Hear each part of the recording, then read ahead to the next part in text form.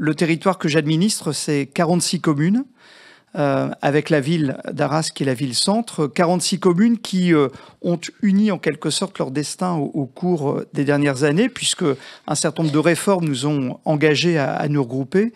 Le Grand Arras, c'est 110 000 habitants, la ville d'Arras, c'est 43 000 habitants.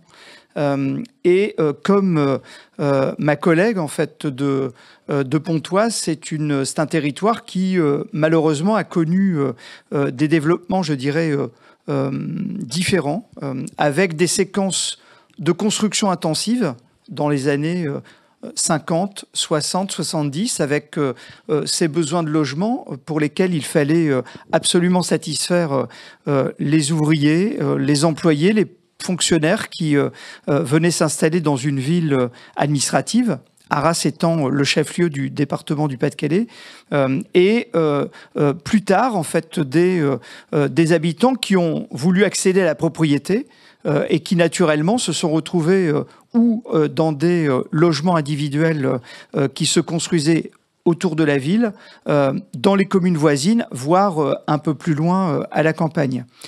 Et le fait, en fait, que ces logements aient été abandonnés par celles ou ceux pour qui ces logements avaient été réalisés a conduit à ce que les propriétaires, notamment les bailleurs sociaux de l'époque, engagent forcément des rénovations d'habitat, des entretiens, mais des entretiens qui se sont petit à petit, je dirais, affaiblis. Aujourd'hui, on se retrouve, comme malheureusement dans beaucoup de territoires de France, avec des logements sociaux, des zones d'habitat qui sont particulièrement dégradées et qui ont conduit à ce que la ville d'Arras soit l'une des premières à avoir signé un plan de rénovation urbaine, à l'époque du plan Borloo, qui nous a permis de remettre sur pied un quartier de la ville et qui nous conduit encore aujourd'hui à essayer de nous saisir de toutes les dispositions qui peuvent exister pour la rénovation de l'habitat, avec une vraie difficulté depuis une dizaine d'années à peine, c'est que les capacités des bailleurs se sont amoindries. C'est que les normes permettant de préserver, de garder en fait des logements en location se sont renforcées. C'est que la capacité des bailleurs, finalement, à engager des plans de rénovation, on parle beaucoup de plans de rénovation énergétique, ne se réalise pas avec de l'argent miracle. Ça veut dire derrière, en fait, une vraie difficulté pour eux à trouver un équilibre budgétaire pour une rénovation de qualité. Ça veut dire aussi, en fait, un besoin de conduire ces rénovations parce que, à défaut, ce sont forcément des logements qui vont se retrouver désertés, abandonnés, disqualifiés et qui conduiront à ce que la paupérisation de ces quartiers soit encore plus forte qu'elle ne peut l'être aujourd'hui. Le territoire de la communauté urbaine, c'est à peu près 25% de logements sociaux. La ville d'Arras, c'est 32% de logements sociaux aujourd'hui. C'était 37 en 1995. Ça a été une volonté de notre part d'essayer d'équilibrer le logement entre cette part publique et cette part privée. Vous parlez en fait de rénovation, ça veut dire en fait finalement toucher du doigt ce que l'on entend par toutes ces politiques liées à la transition énergétique. Ça veut dire en fait essayer de toucher du doigt ces contraintes dans lesquelles il faut amener en fait notre bâti social, des contraintes qui doivent plutôt être une chance qu'une pénalité. Donc ça veut dire en fait essayer de travailler un peu autrement. On a 2000 logements qui ont été repérés sur le territoire comme étant en besoin urgent de rénovation énergétique. Alors forcément, vous avez des plans nationaux qui ont été mis sur la table. On parle beaucoup du fonds vert, on parle beaucoup en fait de la manière dont la Banque des territoires peut accompagner les projets des bailleurs sociaux. Malheureusement, en fait, on se rend compte d'une chose, c'est que avec la baisse des APL, il y a maintenant 7 ou 8 ans, avec ces réductions de moyens et d'accompagnement des bailleurs sociaux, cette baisse des loyers, en tout cas, les bailleurs ont perdu énormément de capacité pour faire. Et que pour eux, en fait, réussir l'exercice nécessite à ce que, certes, ils aillent chercher un soutien auprès de leurs actionnaires. Pour les bailleurs, en fait, ils sont multiples. Ils peuvent être ceux, en fait, du patronat. Ils peuvent être aussi ceux, parfois, des départements ou des collectivités locales. L'un d'entre eux, sur le territoire, est particulièrement attaché au département du Pas-de-Calais.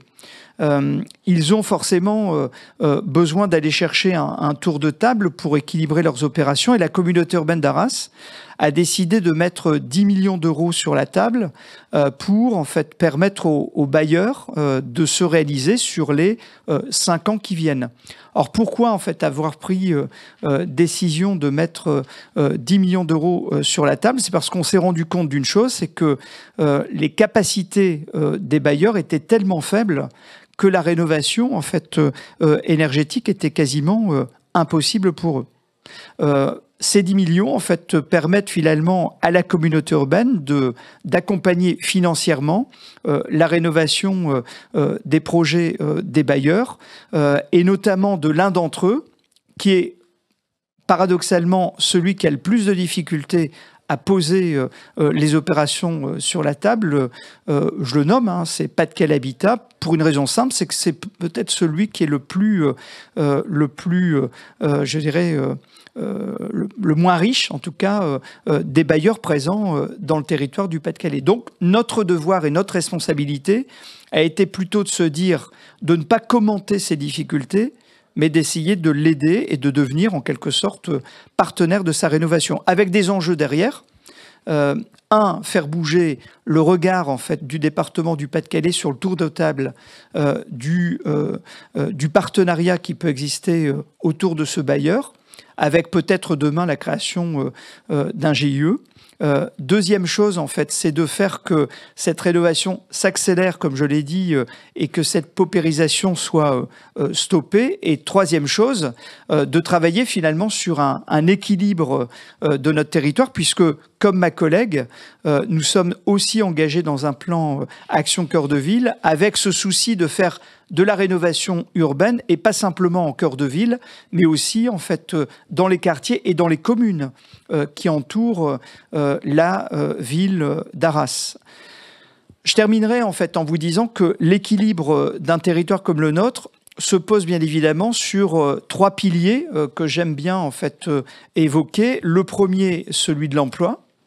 Le second, celui de la mobilité. Le troisième, celui du logement. Et que l'aménagement en fait d'un territoire, quels que soient les territoires de France, a besoin finalement de s'équilibrer autour de ces 3 vérités.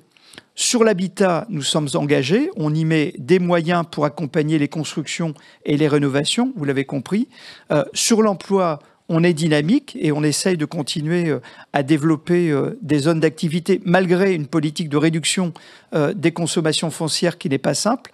Et sur les mobilités, on est hyper actif avec la chance d'avoir un TGV qui irrigue en quelque sorte la gare d'Arras et nous permet d'être connectés sur Paris en 50 minutes, sur Lille en 20 minutes et finalement de profiter au-delà du TER d'un service plutôt de qualité. Notre combat, c'est de réussir en fait à réaliser un service express régional qui permettrait de relier Arras avec les autres villes de la région, le bassin minier avec la métropole de Lille, et de faire que finalement notre territoire reste attractif avec des habitants qui auront la chance de pouvoir être logés dans des bâtiments de qualité et dans des logements aussi de qualité. Voilà, je vous remercie de votre attention et puis je vous souhaite une belle journée.